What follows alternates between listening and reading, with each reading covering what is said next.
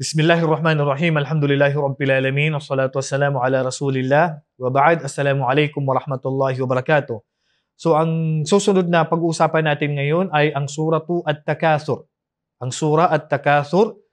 At ito naman ang bibigyan natin ng maiksing kahulugan o tafsir. Ang ibig sabihin ng Takathur ay ang paligsahan sa pagpaparami.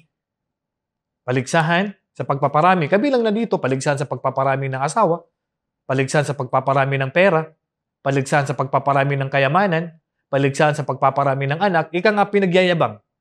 So, ito ang Suratul Takathur. Kumbaga, ang pinagkakaabalahan ng mga tao dito sa mundo ay ang pagpaparami. Pagyayabangan ba?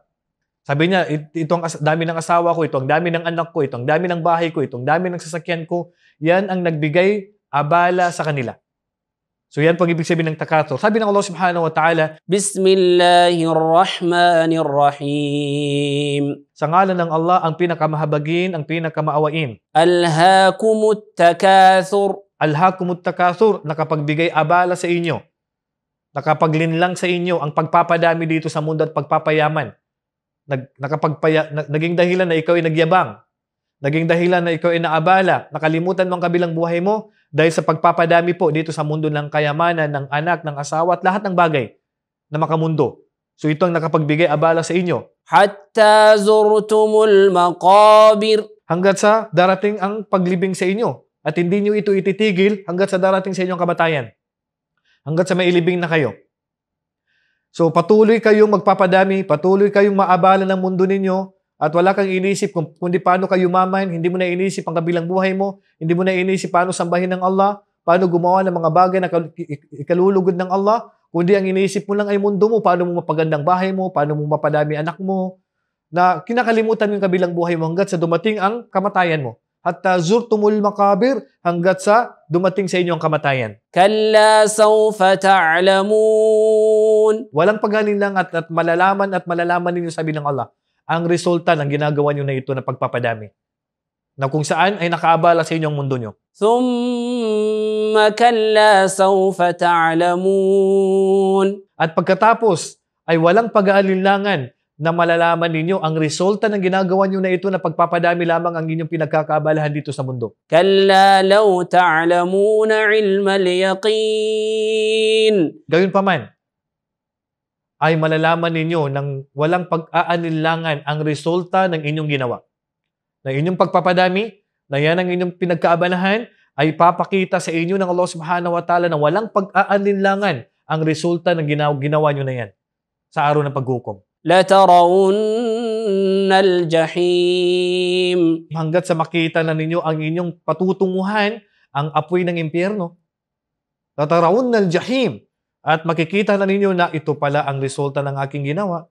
Mapupunta na ako sa impyerno at walang pag-aalinlangan, makikita na ninyo na mapupunta na pala kayo sa impyerno. Thumma latarawunnaha 'aynal yaqin. At pagkatapos ay makikita niyo na sa inyong dalawang mata ang impyerno na naglalagablab na apoy. So walang pag-aalinlangan na kapag ang focus natin ay mundo, ay walang pag-aalinlangan na nasa huli ang pagsisisi. Kaya mga kapatid, bago pa dumating ang araw na yaon, na pagsisisihan mo, na nagbigay malaking oras sa iyo ang pagpapadami ng kayamanan, pagpapadami ng asawa, walang problema sa pagpapadami ng kayamanan. Hindi po bawal yun. Hindi po bawal magpadami ng anak, magpadami ng asawa, magpadami ng kayamanan. Ang mahalaga ay hindi natin makalimutan ng Allah subhanahu wa ta'ala. Kaya sabi ng Allah subhanahu wa ta'ala sa Quran, la tulhikum amwalukum wala auladukum an dhikrillah, kayo mga mananampalataya, wag nawa makaabala sa inyo ang inyong mga kayamanan at ang inyong mga anak sa pagtatayo ng sala. So wag natin i-priority ang mundo natin. Ang mundo natin, wag natin kalimutan, pero wag ito ang priority natin. Kaya sabi ng Allah, wala taj'alid dunya, sabi ng propeta sallallahu alaihi wasallam sa dua niya, la taj'alid dunya akbar hammina, wala mablagha ilmina, ya Allah, wag niyo pong gawin ang mundo na itong pinaka-priority namin. Itong pinaka-target namin, itong pinaka-layunin namin. Kaya nga sa araw ng paghukom, tunay na ipapakita ng Allah ang patutunguhan ng mga tao na mas nakapagbigay abala sa kanila ang mundo nila.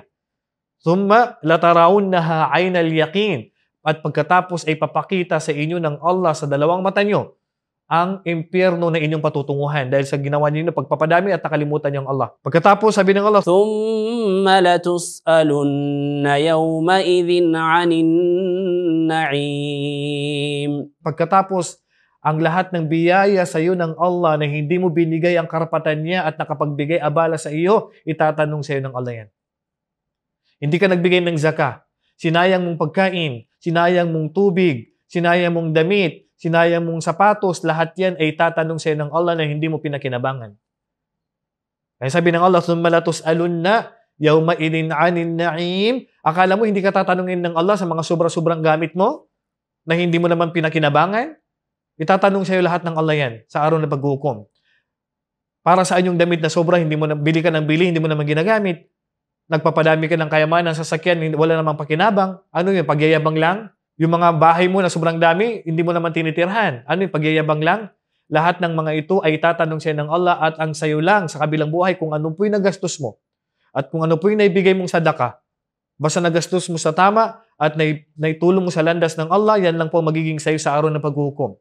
Yung mga kayamanan na itinago mo at naiwanan mo dito sa mundo na minana ng mga tagapagmana mo, hindi mo ba alam na lahat yan ay tatanong sa iyo sa kabilang buhay? Kaya naman ang mga mayayaman sa araw ng paghukom ay napakalayo po ng pagitan nila ng mga mahihirap sa pagpasok sa paraiso. At ang sa ibang hadith, ang pagitan ng mayaman at mahirap sa pagpasok sa paraiso ay kalahating araw lamang. Pero ang kalahating araw na ito ay sabi ng Allah, wa inna yawman 'inda rabbika ka'alfi sanatin bima ta'uddun. Ang isang araw sa Allah ay katumbas ng 1,000 years. Ibig sabihin, ang mga mahihirap na mga mananampalataya ay mauuna silang papasok sa paraiso kaysa mga mayayaman sa tagad na 500 years. Kasi ang mga mayayaman ay tatanungin pa sila sa kanilang mga kayamanan. Sa ibang hadith, 40 taon. Si Sulaiman alayhi salam ang pinakamayamang propeta, pero siya ang pinakahuling papasok sa paraiso. Bakit? 40 taon ang pagitan niya sa mga propeta. Hindi dahil siya, kung ano man ang kasalanan, wala siyang kasalanan. Pero dahil sa kayamanan na mayroon siya na pinagkulob ng Allah na sobrang yaman, yan yung magpapatagal sa kanya sa pagpasok sa paraiso. Kaya ang mga mayayaman, kung sila ay mananampalataya, ginastos nila sa landas ng Allah ang kanilang kayamanan, makakapasok pa rin sila sa paraiso pero matatagalan, pero napakataas naman ang kanilang antas. Paano na lang kaya pag mga mayaman na hindi pa ibinigay ang karapatan niya, mababa na ang kalalagyan, mapapatagal pang pagpasok sa paraiso, pagkatapos ay parurusahan pa sa kayamanan na hindi nila binigay ang karapatan nito. So ibigay natin ang karapatan ng mga kayamanan natin, huwag makaabala naman sa atin ang kayamanan natin dito sa mundo at ibigay natin ang karapatan ng ating kayamanan at gastusin natin sa landas ng Allah bago pa dumating ang kamatayan na hindi natin ito nagamit sa landas ng Allah subhanahu wa ta'ala. Wallahu a'lam wa sallallahu ala nabiyina Muhammad wa ala alihi wa sahbihi ajma'in. Assalamu alaikum wa rahmatullahi wa barakatuh.